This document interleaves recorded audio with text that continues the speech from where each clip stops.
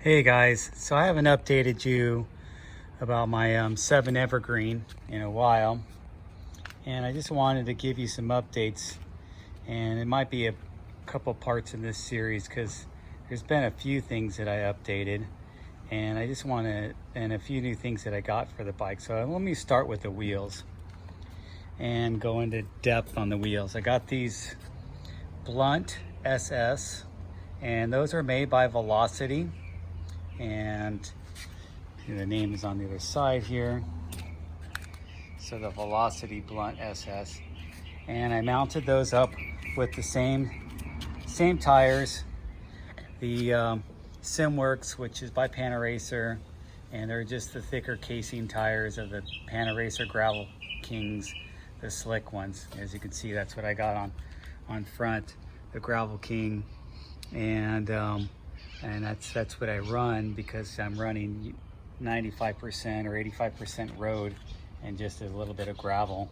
And because of the wide, I mean, these are 700 by 38, and that's plenty of width to go in some of the gravel that I go in. I mean, I would want to go a little bit wider if I was going to go on a little bit looser trails. I'm going to show you guys some of the trails that I go in on this, but mostly it's flat and it's not technical.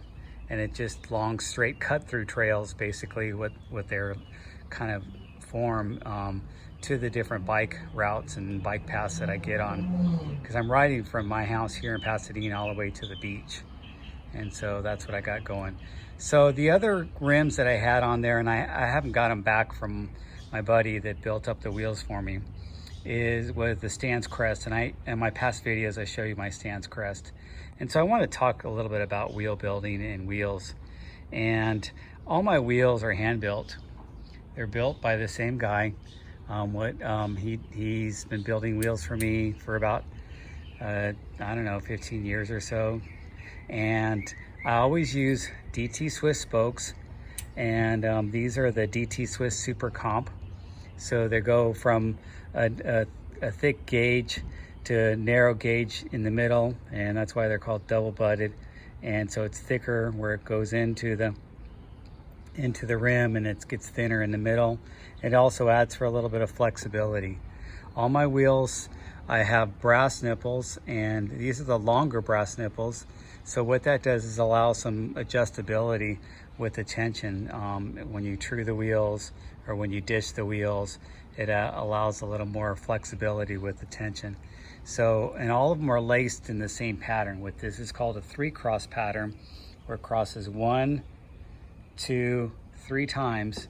So it's a 3-cross pattern, and that makes, you have to have a longer spoke for that, and it gives a little more springiness, if you will, because you're using a longer spoke and you're crossing more. And as opposed to, they used to do radial spoking on some bikes and different things, and it took away some of that. Or they can use 2-cross too, but mine are all 3-cross.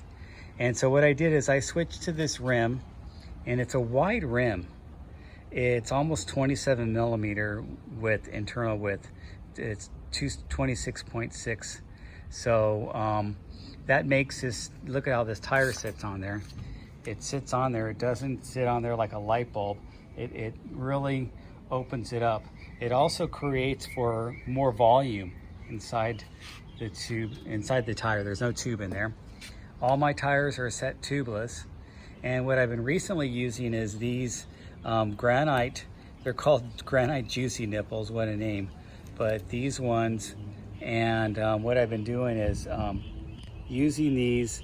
And what's nice about them is you have a little tool on the end. So if you want to, when you need to tighten up your valve core, you can tighten up your valve core if it becomes loose or if it becomes clotted up.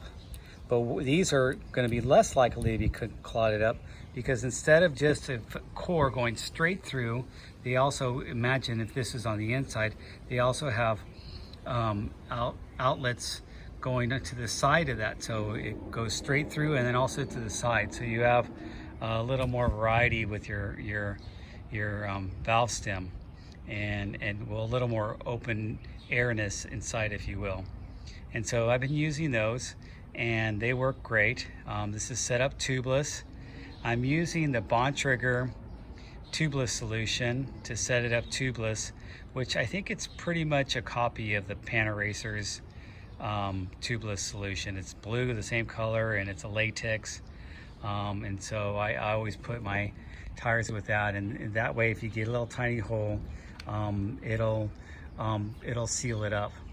And it also makes it seal up in the bead a little bit more too, because you know your tire has a bead, and then the solution gets in the bead and kind of seals it around the bead. But since I set these up about 2 weeks ago, I haven't lost any air. They've held in there really nicely. I run 35 psi, so I don't have to go really high on the psi. And I mean, this is like 35, and it's really tight. And so that's what I've been doing, and it feels really comfortable. Believe me, with a wider tire and a wider rim, it gives you a really comfortable ride. And of course, even though I switched rims, I'm still gonna keep my same hubs.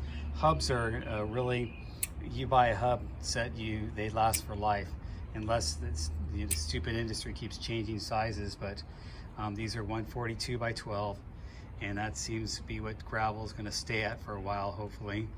And let me just give that a spin, and so you can hear how nicely those white industry hubs sound. So they sound really nice, and you can see how really nice and straight that the rims are, really nice and true, and it's set up there really nicely. So that's what I got going, and I'll do part 2 to show you some of the other updates, but that's how I've got it set up right now.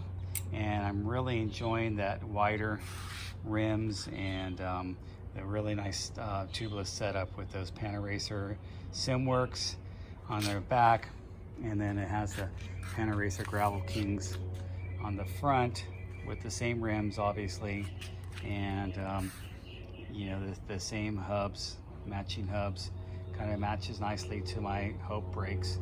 And so that was one of the updates. I'm going to make a part 2 with the other updates right now.